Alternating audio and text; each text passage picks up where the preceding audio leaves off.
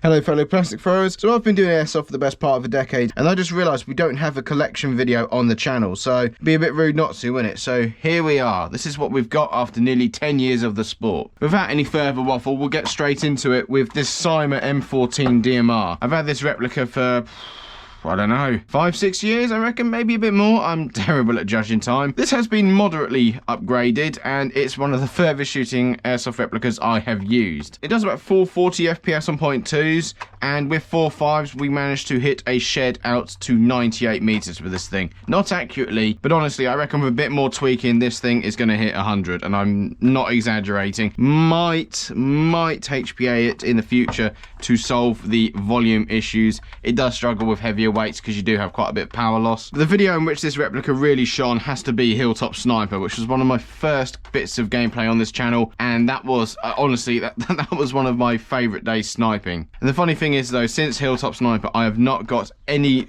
remotely similar amount of kills in one game compared to that one. Honestly, that was incredible. 14 in just the one game. I haven't got the scope on it right now, it's probably on something else. It's a bit creaky, it's missing a few parts, we're missing the selector switch, there's a few bolts and pins that have fallen out, but as a DMR platform, I mean, you're talking about a I think it's 570 or 590 mil in a barrel, and this is the stock in a barrel, and it's just got a screw hop on it. We also have a basic trigger MOSFET and a M160, I think, because of the power loss and all that. You have to stick quite a strong spring in, and the screw hop, honestly the best hop modification by far. I absolutely love them. They're a pain in the ass to get right, but if you get that right, you'll be launching bowling balls to the moon. They are absolutely incredible. So if you want a DMR platform, I do recommend the M14, especially because of the enormous barrel length. This is not a SOCOM, this is a full-length M14. It has been quite a bit of work to get it to work, but when it does work, oh my goodness, it rivals many sniper rifles. Next up, slightly shorter, we have the Uberwomble, which is probably a name that quite a few people have heard. There's cobwebs all over it. Bloody spiders. And yeah, this is a cut down JG AUG A2. Originally the barrel came up to about there, 509mm barrel initially. It's been cut down with a suppressor thread installed on the front. So it's a carbine, a very short carbine. Being a bullpup, as you'd imagine, you've got a massive inner barrel considering the size of the replica overall. So it's really nice and easy to keep tight to the body. And 603 AOLS type ball with another Sugru R-hop, and the AOLS type balls, they're cheap as chips and they work really well. But in the back of this replica we have something a bit more interesting. This is a DSG build, a dual sector gear build, and because of that it can do 30 rounds a second on a 7.4. I haven't tried it on the 11.1, I'm a bit scared to damage it, but this thing chews through mags. It's ferocious, and despite the fact that you have to reduce the stroke of the piston because of it being, DSGs have less volume in the cylinder, this thing still shoots incredibly far, about 60-65 meters maximum, and the accuracy even on full auto is impeccable. Don't often use this though because I've only got 3 mags and they're only 80 rounds each, and I've got a few high caps but I don't see them feeding on the DSG. But it's a good little replica if you just want to have a bit of a muck about, and being short it's nice and easy to use, and even though you've got an unrealistic fire rate, it's nice to use. It performs really well. I don't like the trigger. It's a very clunky sort of Tommy Tippy my first trigger, but it gets the job done. Next up is something that the old man bought a few years ago. You actually haven't seen any videos of this on the channel at all, not even a review of it yet. Good reason for that. And this is the ASG Mark 1 Tactical Sniper. It's basically a Mark 1 Ruger replica with a non-blowback system like a Mark 23, and it's got a TDC. I say TDC, it technically is a TDC, but it's a terrible hop unit design. It's utter dreadful. The insides of this replica, it's like they were designing it over, over lunch. Oh god, we've got to do this, we need to do that, oh this bit's not working. There is nothing in this that is standard or compatible with anything else. So you have to bodge it and you have to make it up as you go along. Again, Sugru are hopping it to try and get it to work. It does about 450 odd. When you've got gas in it, it's it's double action. It's semi-auto only, effectively. Very, very lightweight. Honestly, this thing is a feather. When you put a suppressor on the front, it is incredibly quiet. It's a very, very quiet airsoft replica. And the idea is to have a very lightweight little DMR. But yeah, I haven't used this on the field just yet because it's not terribly consistent. And even out to about 60 odd meters, which for that velocity, you want it to go further. Otherwise, you just got a very long replica, which doesn't really give you any benefit over, say, a Mark 23, because you've got a minimum engagement distance because it's doing 450 odd. It'd be nice to get get it working though, just to prove that something like this, I mean, these things are like 80 quid. It'd be great to see something like that work. We'll get it working one day. Next up is my Cyma CM352, I think it is. Springer tri-shot shotgun, fixed top unit, works actually quite well. The range of it's not bad, quite robust. I've heard a few people complain about damaging these. I've not had any problems so far. You can see it's covered in tape from when I had the batteries and cameras on it. You got a folding stock, although I'm not sure it'll fold right now because of the cable tie I had to put in it. But yeah, it's alright, bit of fun. It was 50-60 quid, but shotguns in airsoft tend to be a real pain in the ass to use. I mean, you look how big that is compared to the Uber-Womble. It is massive. It's almost the size of the M14. It is a humongous thing to run around with. You've got one shot, even though it's tri-shot, you've got one shot per trigger pull. The trigger pull, speaking of that, is incredibly strong. You have to really yank it back. It makes your finger ache after a while. It's not particularly ergonomic. You end up yanking the shot and trying, you know, it's not nice to use sometimes. Next up we have my Cyma CM041J MP5. This actually is the Airsoft replica which I put the Kestrel MOSFET in. When did I last use it? What was it? Phantom in the Woods? I can't remember what it's called. Phantom of the Forest? I cannot remember what the video is called. That was the last time I used it. My mate John also borrowed it when we were all recovering after January this year. And yeah, he got on really well with it. It's again Sugru R hop. It only does about 250 FPS, and I can't really be bothered to upgrade the power of it. And when John was using it with 3.2s, he said he was constantly being told to move back because he was just shots were landing in their deployment. So yeah, performs really well. And I also used it during the last night game I attended, although that was before we had the Kestrel in it. But that was with the Sugru hopping, and again, it performed with all the big boys, despite the fact it's 100 FPS below the full auto limit. Now this is a good little backup replica. I took it with me to the Halloween event and had this 4x sight on top just in case, although I never needed to use it in the end. Next up, we're getting back into the long rifles. This is the TM L96, Tokyo Marui L96, that I've been using a few times on this channel. It looks the part. I love the L96 family. I think it's the best looking sniper rifles you can find, and it's a British design, so it's really nice to use. It's nice having a proper magazine, not a silly little cassette mag. It actually goes where it's supposed to go. Being a TM though, out of the box, you are not going to be able to compete on European or UK fields with it. Obviously in Japan, where the power limits are all the same, that's fine, but when you're doing just below 300 FPS and you can barely lift anything heavier than a 2.3, you're gonna get your ass handed to you on the field. So this has got an upgraded cylinder, upgraded trigger box, 90 degree Airsoft Pro box, piston, spring guide. It's got a maple leaf MR hop, and I filed off the bridge of the stock barrel. It's got a nubbin, I can't remember what it's called, but I think it's got a flat nubbin. And when we've got it working, it's been pretty bloody accurate. It doesn't shoot as far as the M14, but the M14's got a lot of overhop with that Sugru hop. But this thing is definitely a force to be reckoned with. But again, it suffers from the issues with under volume. It's got a smaller cylinder, you put heavier weight in it. These two do not dual creep. In fact, you sort of get the reverse of it, where you put a heavier weight in and the equivalent velocity on 0.2s is not what it's supposed to be. But with the next replica, that's not a problem. This is my dad's Ares Amoeba Striker AS01. This is his pride and joy. I like the Striker family. I've not used this, but I like it. It's much better than the VSR family. It's easy to take apart. Full-size 338 Lapua Magnum magazines. They are absolutely enormous. It does a job. It comes apart nice and easily. It's got a Mancraft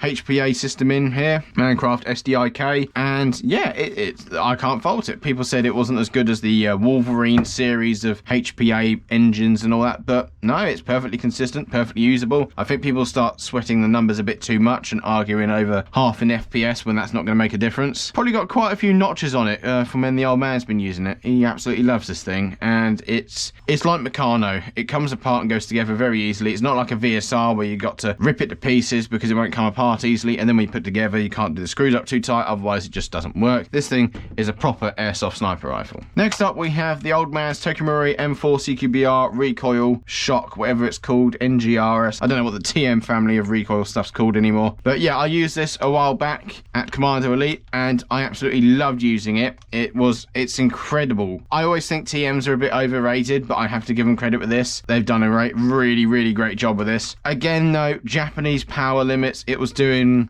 sub 300 when it came out the box. Trying to use that against things like what we're going to see coming up, or even against stuff like, you know, the Uber-Womble, which is doing 330 odd, you are going to get your ass kicked because you're just not going to have that power. But eventually we managed to change the spring on it by cutting down an M120 to a TM spring size. It's got a AOLS 601 type ball with a G&G green bucking. G&G green buckings, if we don't Suger it, we usually chuck a G&G green in. Very good little bucking. Great sort of temperature and softness for the UK, at least when we can get a bit cold, of course. And also the grippier rubber means you need less pressure to get more backspin, which means it reduces the velocity a lot less. When I last used it though, I think I had the hop set a bit too high. Doesn't kick as hard as a gas gun, but it's a lot more reliable, a lot less finicky, and the mags don't cost 80 quid each. Next up, oh god, I had this for donkey's years, and I was only working on it the other day. This is a JG G608C or G36C replica. I've had this thing, oh, let's think, 2014 I think was when I started, 2013, 2014, I can never remember. So within probably about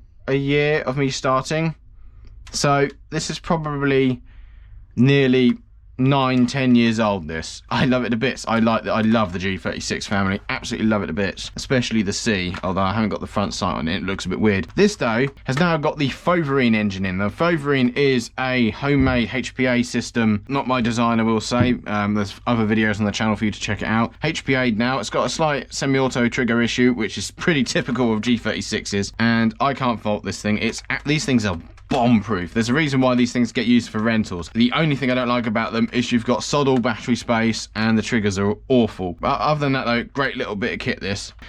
This is something that took me a while to work on. It took a surprising amount of time considering what it is. This is a homemade M79 Thumper-esque lookalike thing. It's a S-Thunder plastic 40mm grenade launcher pistol. We also have a rifle barrel on the front, which allows us to use normal shells to propelled rifle projectiles. Primarily the Burster MPLG system that I designed and use. This is an old air rifle stock that I bought at a farmer's market or something, I can't remember where it was, and cut it up and stuck this pistol in. As you can see, it's not done, cable ties and all of that. This is where the latch is supposed to be. It's broken off numerous times and he just start again. In fact, when I first used the bursters, I was having to literally load it and hold it in situ, but we also got a ladder sight on the top there. Nice little standalone launcher. I think it looks alright. Bit more work and I think it'll look even better.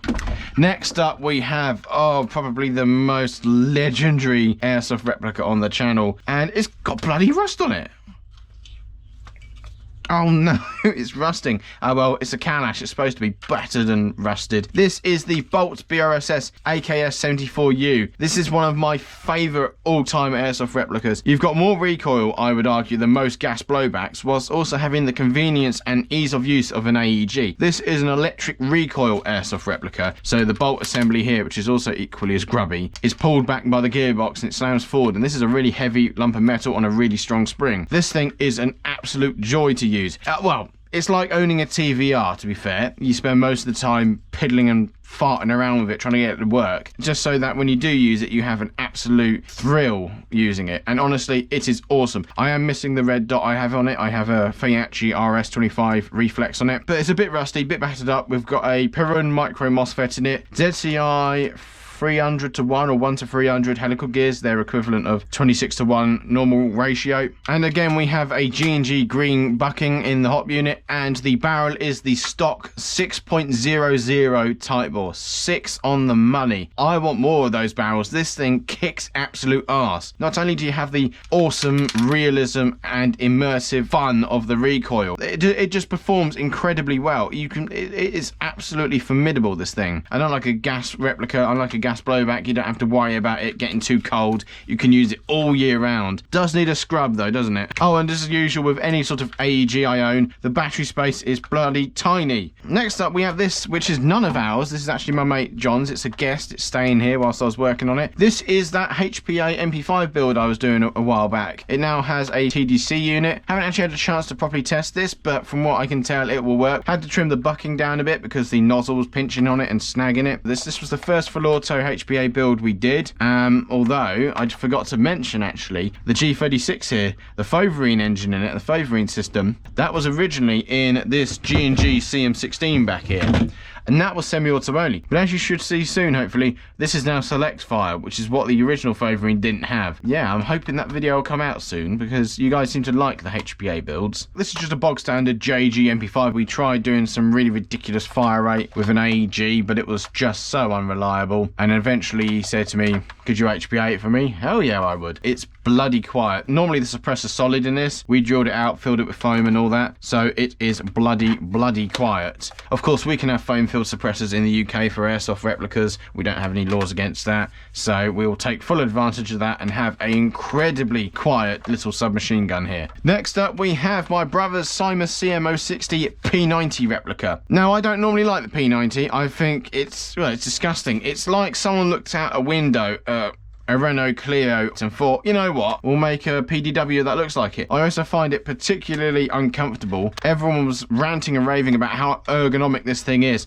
I just find you get the receiver digging into the top of your hand. It's short and light, I'll give it that, and it's well balanced. Not my cup of tea. I'm an MP5 guy, mate. But it does the job perfectly fine. In fact, this was what I used in the pay to win video I did a few weeks back. And I think it thoroughly proved my point that airsoft is not pay to win, and that you can spend very little on an airsoft replica and still do very well, just as long as you know roughly what you're doing. But yeah, it does the job, and it's a P90, so some people go, oh my god, it's lovely. I think people just love this gun out of pity, frankly. We've also got a few bits and bobs behind it. We have an Ares Amoeba back there. Gearbox is cracked on that. The Ares Amoeba CCR was absolutely, it is a monster. The old man bought it a while back when, oh god, when was it?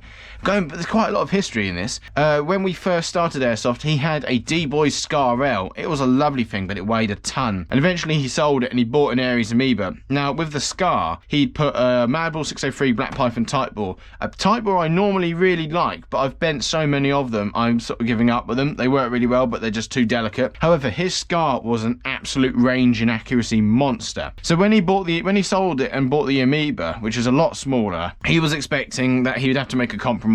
It's a shorter replica, shorter barrel, it's not going to shoot as fast, so I have to get in closer, but at least it's lighter weight. And then he used the thing and he found out that it is a beast. It shoots incredibly far and incredibly accurately, despite the fact it's so small. So he didn't have to change his play style that much. I don't think it shot as well as the Scar, because the Scar had a much larger in a barrel. But the Amoeba has probably got literal hundreds of players out with it. Honestly, it's the old man used it loads. I've used it quite a bit. Mates have used it. It was often a backup replica as well, and it is a frigging monster. Great thing out the box, and it was only 160 odd quid, although that was many moons ago now. But absolute, just incredible, absolute machine. We also have back here the classic Army MG36 build that I've been working on. Oh, where do I start with it? I bent the Mad Bull 603 Black Python Type Bore somehow. I have no idea why. Like I said, they're aircraft grade aluminium, but you know, I've bent so many of them. Oh, I say I've bent so many of them. I've had two, and both of them are bent. So that is 100% bend rate so far. Having a few issues with the MG because I keep ending up with volume issues as well. Long barrel. I could never get the power up to what I want, and it would also suffer from a bit of Specna syndrome, where it would just randomly lose velocity when you go to use it. Speaking of the Specna, there's a Specna Arms HK416 back there in bits. That's going to get chucked out as far as I'm concerned. I'm done with that. But you'll find out about that in a later video, hopefully. We also have a Mark 23 carbine and a Glock carbine back there. You just have to take my word for it. I'm not digging all of that out. And the remnants of the old Foverine G&G CM16, which was actually used as an SPR build we did, which only lasted for one, well, we didn't even get out of the chrono shed before it broke. And it was also used as the C8 recoil build, which was one of the first replicas I used on this channel. It worked when I used it, never worked when he would use it. But the inner barrel of that now is in the Uber Womble, and as usual, Sugru AOLS Type Bore. That'll do you. Right, we're on our knees now, and we've got a few bits and bobs down here. Let's start off first of all with the old man's Tokyo Marui MP7A1 gas blowback. Oh my goodness, I used this for the Halloween event. That Halloween event was absolutely incredible, and I forgot to mention in the video, humongous credit to the other teams. They were tenacious and they gave us a proper fight, and towards the end of that day, we could have lost it in the last few minutes, and they were not letting up, and it was incredible. I really liked that day. Massive credit to Commando Elite, and I really hope they do some more long sort of campaign style full game days, because that was incredible. And speaking of incredible, TM MP7A1 gas blowback out the box, absolutely frigging phenomenal. Hop unit works really well, and even though it's a TM, the velocity is absolutely perfect. I used this all throughout the day, didn't miss a beat, sent a lot of enemies back to the respawn with it. Next up, we have my JG Scorpion VZ61 AEP machine pistol. I got this as an alternative to your typical airsoft sniper sidearms like the Mark 23 and all that. In fact, my first ever airsoft gun was a ASG two-tone Scorpion VZ61. The circle is complete, whatever you want to say. Back to one of these. Now, I have taken the stock off this, but I don't think you're going to get anything as compact as that. That is as perfect for what I wanted as this. Nice little two-handed submachine gun machine pistol thing. And yeah, slow fire rate, but fast enough so you could pin people down, make the magazine last. It really helped fill in that gap, that sort of disadvantage gap for snipers. And more often than not, this has become my go-to secondary. I've had a few problems with the 1911, so this is my sort of default secondary now for anything, and it does the job brilliantly. And because it's battery, it will work all year round, in the rain, doesn't matter. And in fact, I lost this at Commander Elite. I think it was the first time I used it, or the second time I used it, and it spent a whole week out in the woods in the boggy area of the site. It was raining and all that, and it was muddy, and the great marshals at Commander Elite found it and picked it up, and it shot straight away. And they went and spilled beer on it, but it still worked after that. And so yeah, I really do recommend one of these as a great little secondary, especially for when the winter months come in and you're just going to struggle to get a gas blowback to work. Now, I think this has got a few faults of it. I used it at the last Halloween event and fired about 1 or 2 shots out of it.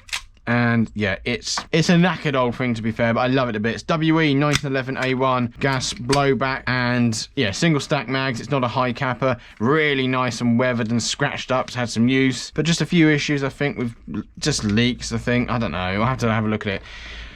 The old man has a theory that we used to use a lot of Garda Black gas, don't you? Oh, just in case anyone's interested, this is the HPA rig that me and the old man have been using when we've been, you know, switching between replicas. It's a Tippmann 13 cubic inch air tank with a old style Mancraft HPA regulator with a 4mm micro fitting, which is effectively an airbrush fitting. As you'll see here, it's just airbrush fittings.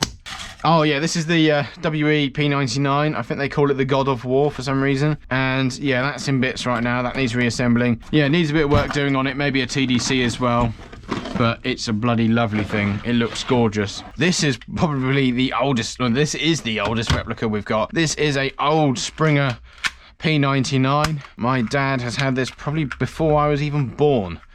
But yeah, bolt catch, cocking indicator. Be good to use this in a bit of gameplay just for a laugh, but it's lovely. It looks the part. It's properly licensed, and again, we really do like that. We love the P99. This is another one of the S Thunder pistols we've got. This is my brother's, and this is completely unmodified, so we haven't got the rifle barrel or the stock on it. Oh god, I forgot about this. We have one of these. This is the remnants of a Cyma CM030 G18 AEP. In fact, it was the second airsoft replica I had after the Scorpion packed up, the old Scorpion. This is, if I remember correctly, that's where the thumper latch has gone.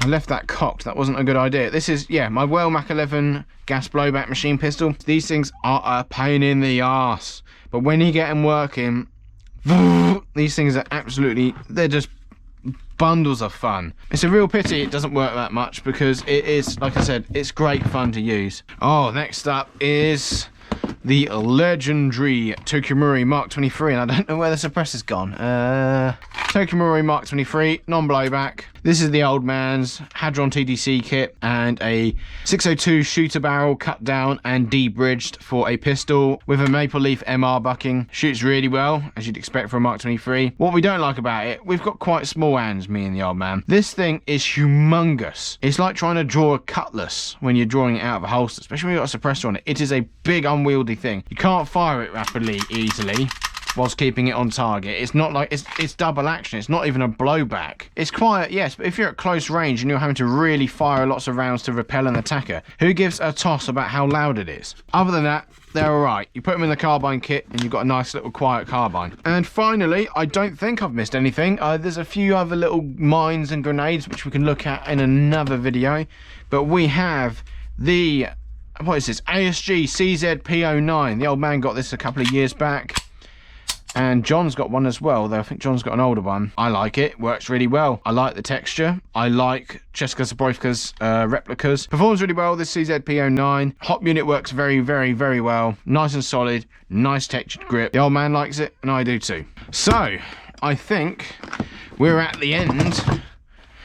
So I think we're at the end of that now. So this is what a 10-year-old Airsoft collection looks like. This doesn't even take into account all the ones we've broken or sold or swapped out. We've had JG SL9s, A&K Magpul Masadas, open bolt WE gas blowback 416s. We had a G5, GHK G5 at one point, G&G Wild Hog, and a WE Battery Burton M9. What else we had? We had a Well L96. We've got a Bart N somewhere. We ate those things. They were crap. D-Boy Scar L, WE Baby High Capper, I think. So yeah, there's a lot of history in this collection, and these are just the ones that we still own. So I hope you enjoyed this video. I hope you learned a few things and enjoyed the trip down memory lane and all that. If you did enjoy it, then please make sure you leave a like, and if you want to be part of the channel, then make sure you subscribe too. And once you've done that, you can check out this video here where I use the P90 to show you that Airsoft is not pay to win.